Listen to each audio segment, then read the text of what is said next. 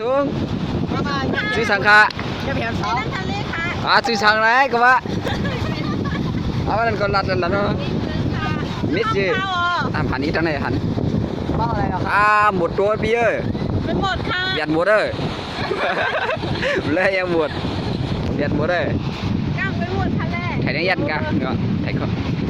ยวิดีโอยันกัน ไม่ถุงค่ะ มาชุงน้อง ถุงต้นเมื่อไหร่ค่ะ มันกึ่งค่ะน้องเลย น้องแรงค่ะ บ้านไหน น้องแรงบังล้อ อยู่จำไผ่ น้องป้อเมีย เหตุการณ์กันไร การจะมาเกี่ยวกับอยู่กรุงเทพ เหตุการณ์เฮือนเขาไหวกันอะไรนะเฮือนเขา ร้านค่ะ อุดเขามีหลายแคบ ฮะ อุดเขามีหลายแคบ มีชิปแคบ ค่าเขามีหลายเตียบ มีชิปแตก เขาเลยมีหลายชิก มีหาที เขามีหลายแรม มีโถมแรง บอกตัวขัดทำวะสวยงาม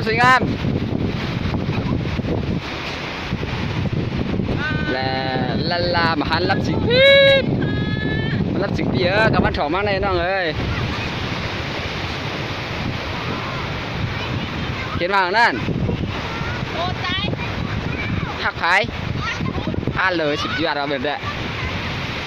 นั่นนักเกียกหนาเด้อ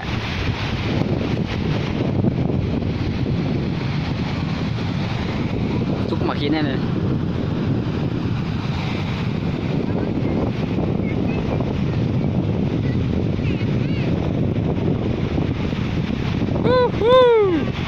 บายบายเมื่อเมียดบัวเราอะแข้งไฟเชียงอ่ะไอ้หลอดจะได้หมกุ้นน้ำน้ำขึ้นเนาะ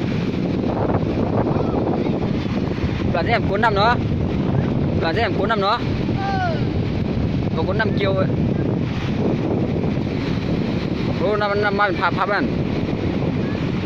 อันนี้เขาเรียกว่าเปิดอะไรนะ หอย ไว้ไร ไอ้เอาเงี้ย จริงเหรอหอยก็ไง ซื้อต่อหน้าต่อซื้อแบบมาขับเยอะมากเราใช้รถได้จะเพิ่มว่า หอยโง่ หอยรัก พักไหล หอยรัก พักไหล หักหลอด เข้าไปไหนดิน้ำขึ้นแล้วเนี่ยเดี๋ยวน้ำมาถึงจริงๆนะเนี่ยไปในหมดแล้วนะ40 คนน่ะ50 คนน่ะไปในหมดแล้ว ไม่รู้ โอ้ยต้องทางเดียวเลย เดินทางไป เป็นสันปะ อยากไปเที่ยว นั่นติดไว้ในกาย จ้า